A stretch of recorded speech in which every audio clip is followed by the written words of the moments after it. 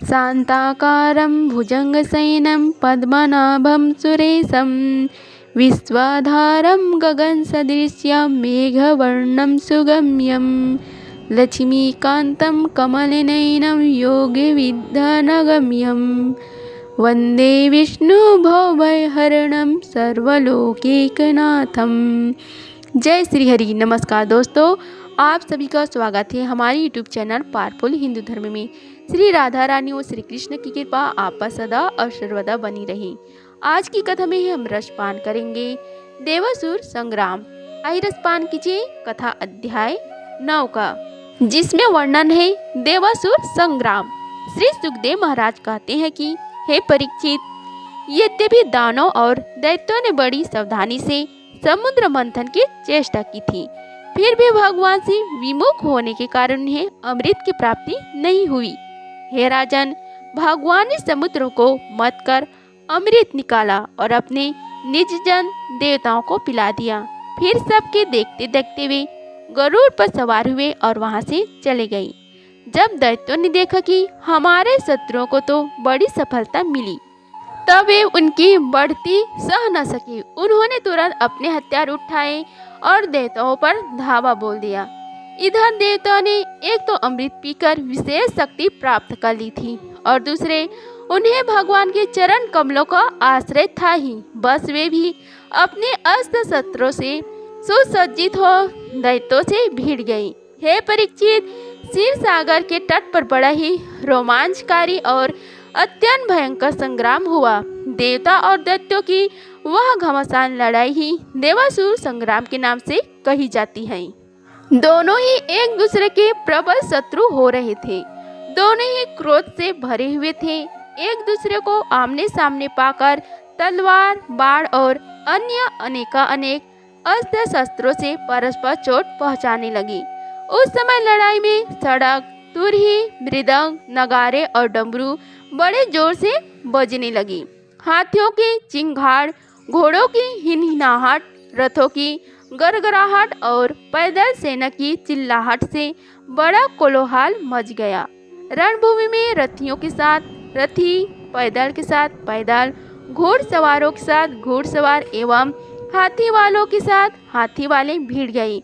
उनमें से कोई वीर ऊँटों पर, हाथियों पर और गधों पर चढ़कर लड़ रहे थे, तो कोई गौर मृग, भालू, बाघ और सिंहों पर, कोई सैनिक गिद्ध, कक, बगुला, बाज और भास पक्षियों पर चढ़े हुए थे, तो बहुत से तिमिंगल, मक्खा, सरप, भैंसे, गेंडे, बैल, नीलगाय और जंगली सांडों पर सवार थे।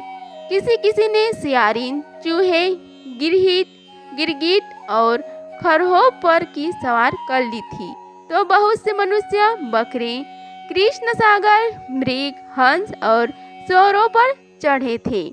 इस प्रकार जल, स्थल एवं आकाश में रहने वाले तथा देखने में भयंकर शरीर वाले बहुत से प्राणियों पर चढ़कर कई दैत्य दोनों सेनाओं में आगे आगे घुस गई। हे परीक्षित, उस समय रंग बिरंगी पताकाओं, स्फटिक मणि के समान श्वेत निर्मल छत्रों से, रत्नों से जड़े हुए दंड वाले बहुमूल्य पंखों, मोर पंखों, चावरों और वायु से उड़ते हुए दुपट्टों से पगड़ी, कलंगी, कवच, आभूषण तथा सूर्य की किरणों से अत्यंत चमकते हुए उज्जवल शस्त्रों एवं वीरों की पंक्तियों के कारण देवता और असुरों की सेनाएं ऐसा शोभामान हो रही थी, मानो जल जंतुओं से भरे हुए 2 महासागर लहरा रहे हो। हे परीक्षित, रणभूमि में दैत्यों की सेनापति विरोचन पुत्र बलि मैदानों के बनाए हुए वैहास नामक विमान पर सवार हुई। वह विमान चलाने वालों की जहाँ इच्छा होती वहीं चला जाता था। युद्ध की समस्त सामग्रियां उसमें सुसज्जित थी। हे परीक्षित, वह इतना आश्चर्यमय था कि कभी दिखलाई पड़ता तो कभी अदृश्य हो जाता। वह इस समय कहाँ है, जब इसका बात का अनुमान भी नहीं किया जा सकता था, तब बतलाए तो कैसे जा सकता था। उसी श्रेष्ठ विमान पर राजा बलि सवार थे। सभी बड़े बड़े सेनापति उनके चारों ओर से घेरे हुए थे। उन पर श्रेष्ठ चमर डुलाए रहे थे। और छत्र तना हुआ था। उस समय बलि ऐसा जान पड़ते थे जैसे उदयांचल पर चंद्रमा। उनके चारों ओर अपने अपने विमानों पर सेना की छोटी छोटी टुकड़ियों के स्वामी नमुची, संबर, बाण, विप्रचिति, अयोमुख, द्विमूर्धा, कालनाभ, प्रहेती, हेती, इल्वल, शकुनी, भूसंताव, व्रतद्रष्टा, विरोचन, हैग्रीव, शंकुशिरा, कपिल, मेघदुदुम्भी, तारक, चक्राक्ष, शुंभ, निशुंभ, जन्म, उत्कल, अरिष्टा, अरिष्टनेमि, त्रिपुराधिपति, मय, पैलोम, काले और निवात कवच आदि स्थित थे। ये सब के सब समुद्र मंथन में सम्मिलित थे, परंतु इन्हें अमृत का भाग नहीं मिला, केवल क्लेश ही हाथ लगा था। इन सब असुरों ने एक नहीं अनेक बार युद्ध में देवताओं को पराजित किया था, इसलिए वे बड़े उत्साह से सिंहनाद करते हुए अपने घोर स्वर वाले शंख बजाने लगे। इंद्र ने देखा कि हमारे शत्रु का मन बढ़ रहा है, ये मदोमत हो रहे हैं, तब उन्हें बड़ा क्रोध आया। वे अपने वाहन ऐरावत नामक द्विज पर सवार हुए। उसके कपोलों से मद बह रहा था, इसलिए इंद्र की ऐसी शोभा हुई मानो भगवान सूर्य उदयांचल पर अरूढ़ हो और उससे अनेकों झरने बह रहे हो। इंद्र के चारों ओर अपने अपने वाहन, ध्वजा और आयुधों से युक्त देवगढ़ सेनाएं आमने सामने खड़े हो गई। दो दो की जोड़ियां बनाकर वे लोग लड़ने लगे। कोई आगे बढ़ रहा था तो कोई नाम लेकर ललकार रहा था। कोई कोई मर्मभेदी वचनों के द्वारा अपने प्रतिद्वंदी को धिक्कार रहा था। बलि इंद्र से, स्वामी कीर्ति, तारकासुर से, वरुण, हेती से और मित्र प्रहेती से भिड़ गई। यमराज कालनाभ से, विश्वकर्मा मय से, संबासुर त्वष्टा से तथा सविता विरोचन से लड़ने लगे। नमुची अपराजिता से, अश्विन कुमार वृषभ प्रवास से तथा सूर्यदेव बलि के प्राण आदि सब पुत्र से युद्ध करने लगे। राहु के साथ चंद्रमा और पुलामह के साथ वायु का युद्ध हुआ। भद्रकाली देवी निशुंभ और शुंभ पर झपट पड़ी। हे परीक्षित, जंबासुर से महादेव जी की, महिषासुर से अग्निदेव की और वातपी तथा इलवल से ब्रह्म के पुत्र मरीचि आदि ठन गई। दुर्मुर्षि की कामदेव से, उत्कल की मातृगणों से, शुक्राचार्य की बृहस्पति से और नरकासुर के शनेश्वर से लड़ाई होने लगी। निवात कवचों के साथ मरुदगढ़, कालियों के साथ वसुगढ़, पालमोकों के साथ विश्वदेवगढ़ तथा क्रोधवशों के साथ रुद्रगढ़ का संग्राम होने लगा।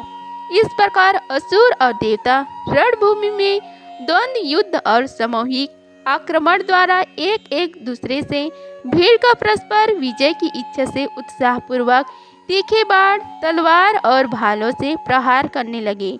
वे तरह तरह के युद्ध कर रहे थे। भूसुंडी चक्र, गदा, रिशिष्टि, प्रतिष्ठा, शक्ति, उल्मुख, प्रास, फरसा, तलवार, भाले, मुदगर, परिग और मिंदी पाल से एक दूसरे का सिर काटने लगे।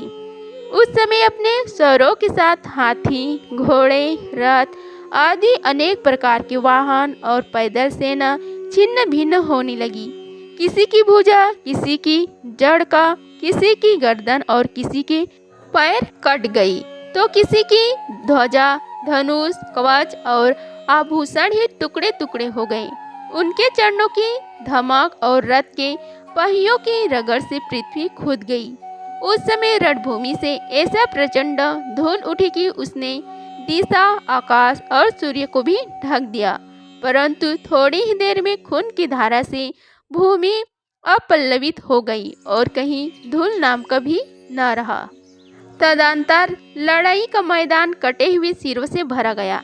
किसी के मुकुट और कुंडल गिर गए थे तो किसी की आंखों से क्रोध की मुद्रा प्रकट हो रही थी।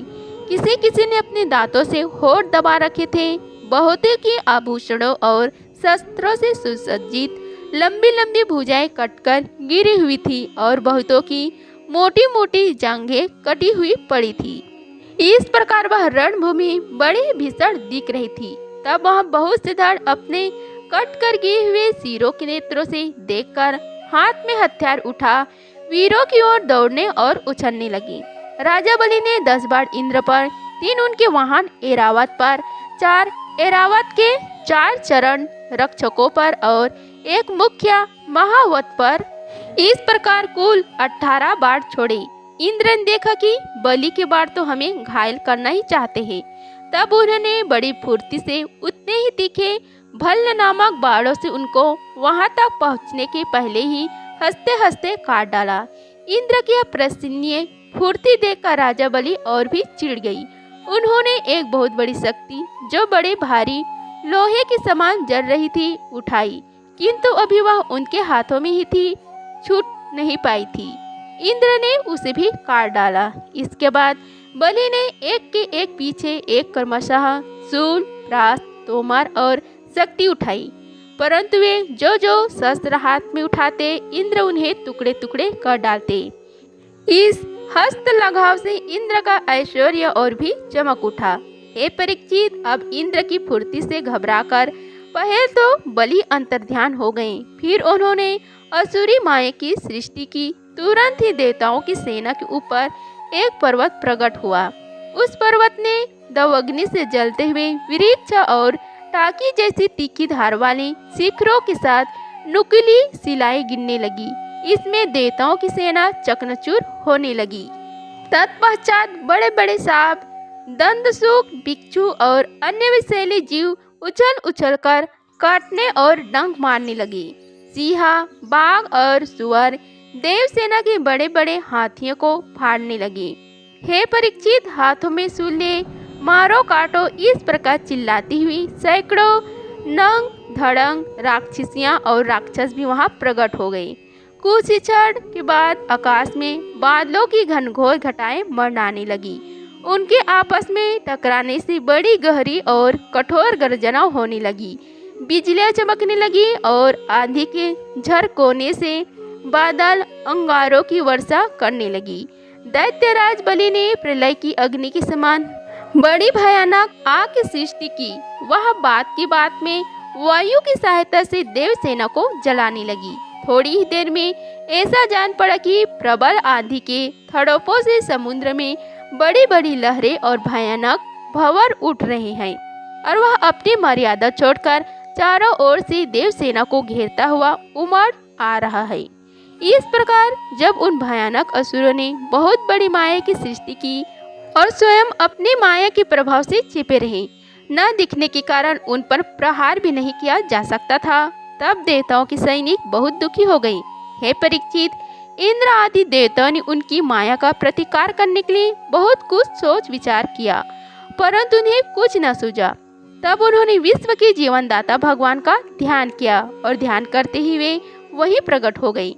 बड़ी सुंदर झांकी थी। गरुड़ के कंधे पर उनके चरण कमल विराजमान थे। नवीन कमल के समान बड़ी कोमल नेत्र थे। पीताम्बर धारण किए हुए थे। 8 भुजाओं में 8 आयुध, गले में कस्तूक मणि, मस्तक पर अमूल्य मुकुट एवं कानों में कुंडल झलमला रहे थे।